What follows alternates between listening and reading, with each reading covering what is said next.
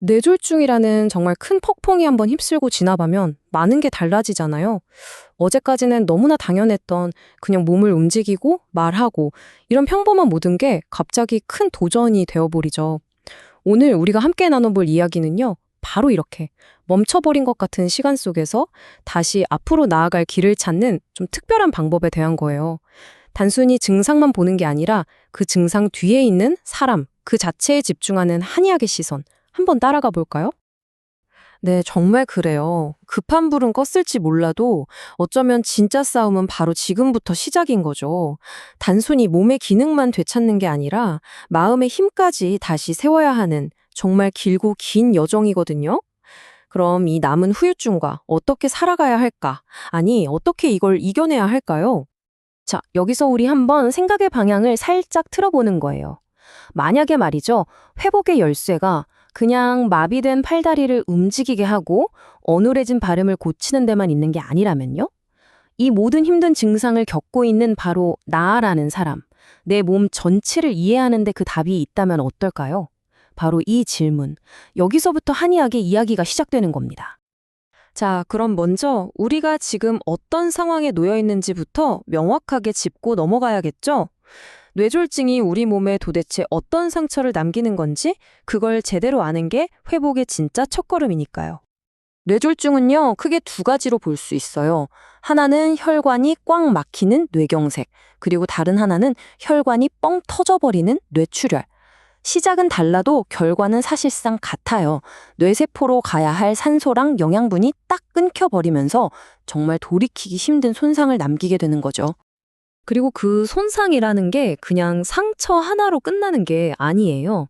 보시는 것처럼 정말 삶 전체를 뒤흔드는 여러 후유증으로 나타나거든요. 내 마음대로 몸이 움직여주질 않고 머릿속에 맴도는 말을 입 밖으로 꺼내질 못하고 또 끊임없이 어지럽고 음식을 삼키는 것조차 힘들어지고요.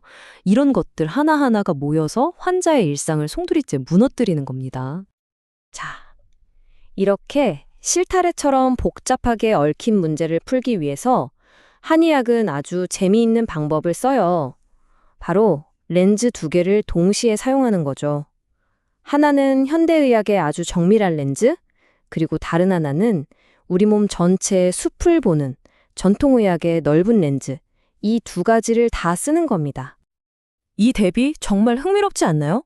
보세요.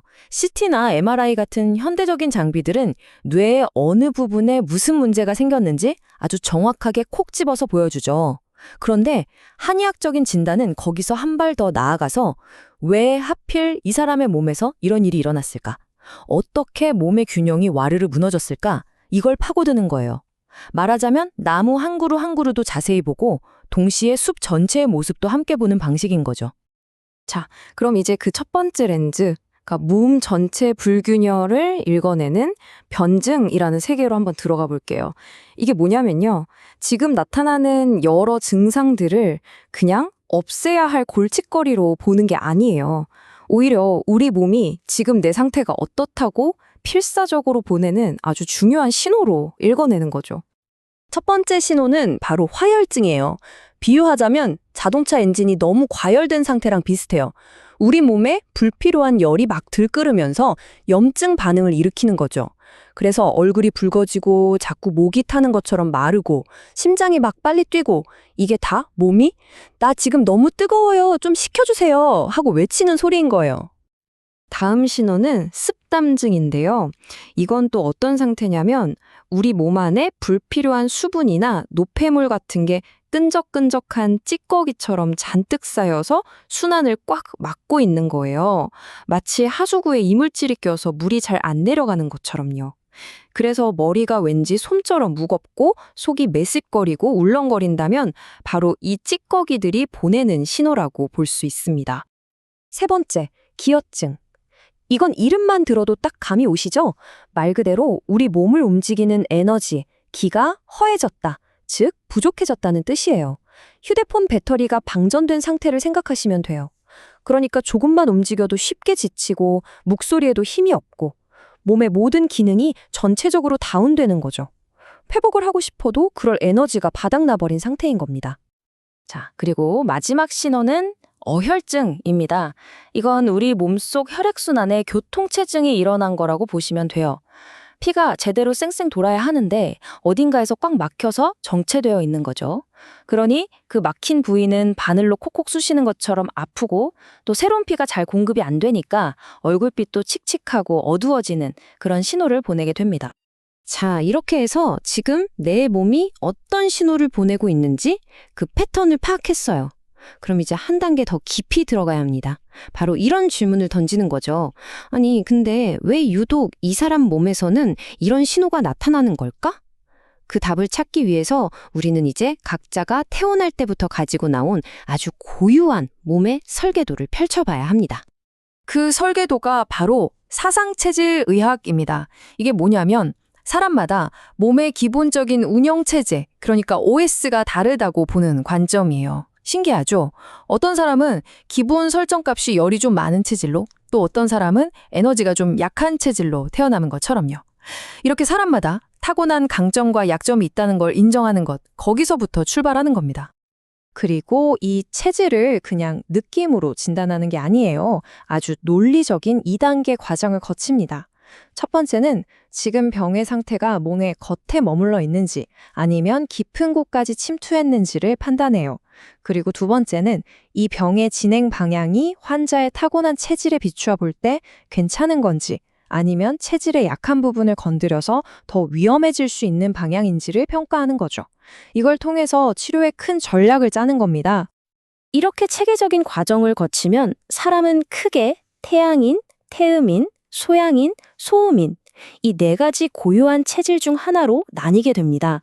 중요한 건 뭐냐면 이 체질에 따라서 나에게 맞는 음식, 피해야 할 습관, 그리고 회복을 돕는 방법까지 모든 게 다 달라진다는 거예요. 자, 이제 정말 클라이맥스입니다. 지금까지 우리가 살펴본 두 가지 거대한 정보, 기억나시죠? 현재 내 몸의 상태를 알려주는 신호, 변증, 그리고 내가 타고난 몸의 설계도, 사상체질. 이 두 가지가 드디어 만나서 어떻게 단 한 사람을 위한 완벽한 맞춤 처방으로 완성되는지 그 과정을 보시죠. 아니, 왜 이렇게까지 복잡하고 깊이 있게 진단을 하냐고요? 이유는 딱 하나예요. 뇌졸중에는 이 약 하는 식으로 모든 사람에게 똑같은 치료법을 적용하는 게 아니라 오직 지금 내 앞에 있는 이 한 사람만을 위한 최적의 해답을 찾아내기 위해서입니다. 그리고 그 맞춤 해답의 중심에 바로 첩약이라는 게 있습니다. 이건 그냥 증상만 잠깐 눌러주는 약이 아니에요. 환자의 현재 몸 상태, 즉 변증의 불균형을 바로 잡아주면서 동시에 그 사람이 타고난 체질의 약점은 보완해주고 강점은 더 살려주는 방향으로 수십 가지 약재가 정말 정밀하게 조율된 말 그대로 나만을 위한 포뮬러인 셈이죠. 그런데 치료가 여기서 끝이 아니에요. 단순히 약만 주는 게 아니라 내 체질에는 어떤 음식이 잘 맞고 또 회복을 위해서는 어떤 생활 습관을 피해야 하는지 아주 구체적인 내 몸 사용 설명서까지 함께 제공되는 거죠. 그야말로 삶 전체를 관리해주는 전인적인 케어라고 할 수 있습니다. 자, 지금까지의 이 모든 과정을 보면 이게 단순히 병을 고치는 기술에 대한 이야기만은 아니라는 걸 알 수 있죠. 이건 회복이라는 것을 바라보는 완전히 새로운 길, 새로운 관점, 어쩌면 하나의 철학 그 자체를 보여주는 겁니다. 바로 이 문장에 모든 핵심이 담겨 있다고 생각해요. 지금 당장 눈앞에 보이는 증상을 없애는 데만 급급한 게 아니라 한 사람의 몸 전체가 스스로 제자리를 찾고 다시 일어설 수 있는 근본적인 힘을 기르도록 돕는 것. 이것이야말로 이 모든 접근법이 향하는 최종 목적지인 거죠.